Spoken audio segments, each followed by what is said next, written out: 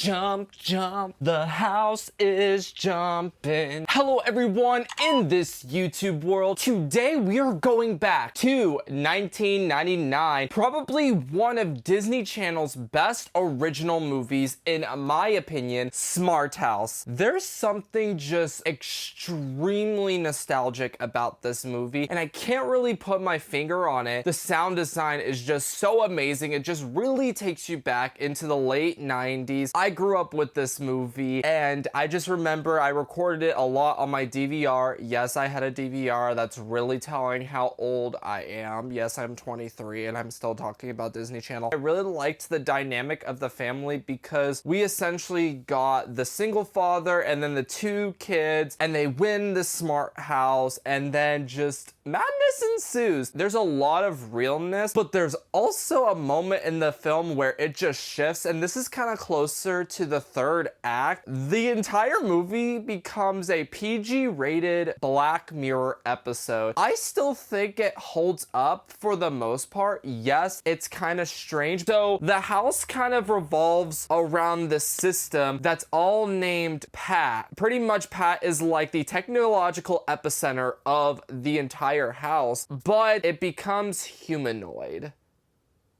And that's when it gets weird. That's when things start getting like, oh. And we brought back the dead mom plot. Disney Channel was known about this a lot. I think it works really well in this film because we really get to see the effects of losing a parent on children. And there were moments in this film that got really emotional and deep and kind of just struck a nerve. And it still kind of does to this day. There's a scene where the lead actor, he's in his bedroom. He's watching these home videos of his late mother, and the music that goes underneath that is just so heart-wrenching, and it could be comparable to that scene from Toy Story 2 where they drop Jessie off on the side of the road. That's trauma. I love the plot element of the family not knowing that they won the smart house. Like, they're literally the last people probably on the planet that hear this news, and it's just kind of funny because at least the main character, he was invested enough into this contest to stay up to date with it, so you would think he would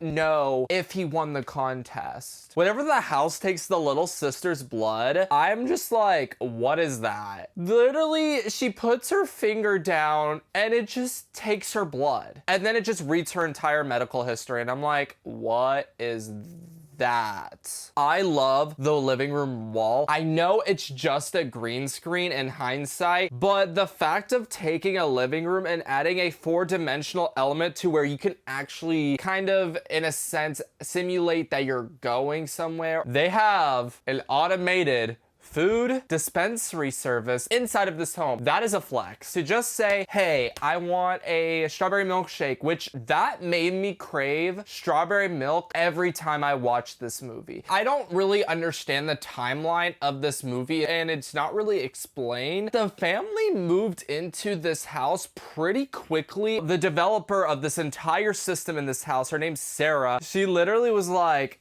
oh, you already have my number, Mr. Cooper. Ben just does not want his dad to get any. And like, come on.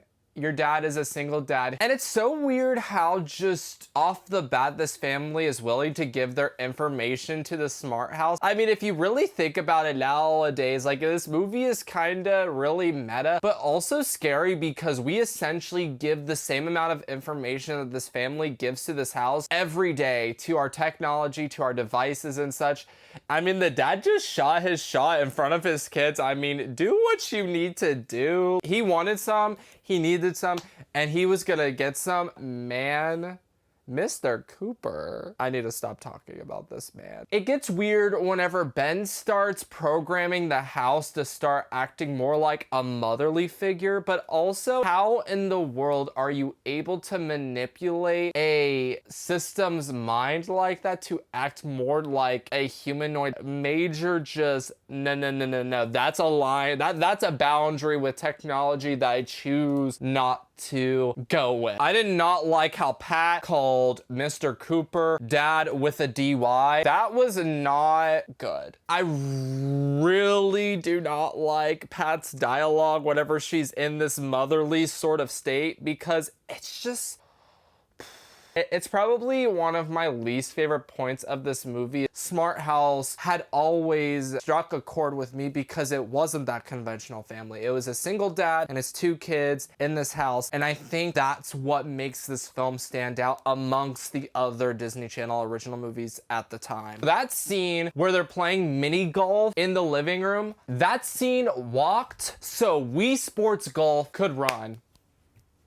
I think this era of Disney, it's such a moment in time, and that's why I think this movie really stands out, because it came out in that time period of Disney Channel before that golden era of like That's So Raven, Hannah Montana, High School Musical, the Cheetah Girls, when they have all this sort of music, you know, Demi Lovato, Selena Gomez. This was way, way before they strutted on the scene. There's just some moments in this movie where the dialogue is cringy. The flirting dialogue is so cringy. I don't know if the writers just don't know how to flirt or if I don't know how to properly flirt. It's probably just me, considering I've been single for 3+ years. There's some moments in this movie where I'm like, what is this movie? And then now we're kind of nearing to the point where the movie really shifts. Pat becomes a humanoid, I guess it's like a holographic image, and then she smiles. That is one of the most horrifying scenes in Disney Channel history, because she literally just like looks at herself and just goes, and kind of like looks off to the camera just a little bit to where she's not staring directly at you, but you can feel the eyes on you, and it's so creepy. Pat literally locks them inside of the house and holds them hostage low-key. That was in a Disney Channel movie. And the line, "Our house is having a nervous breakdown," is just so funny. If you were to take that line and take it out of the film, it only works in the context of this film. And then another creepy moment is when literally Pat cloned herself into multiple different humanoid forms. And I was just like, okay. The guy who plays the main character, Ben, in this movie, he was also in Halloween Resurrection, where he played a role where he had to kind of work this chat room to let the people know in the Michael Myers house that Michael Myers is alive and he's inside of the house.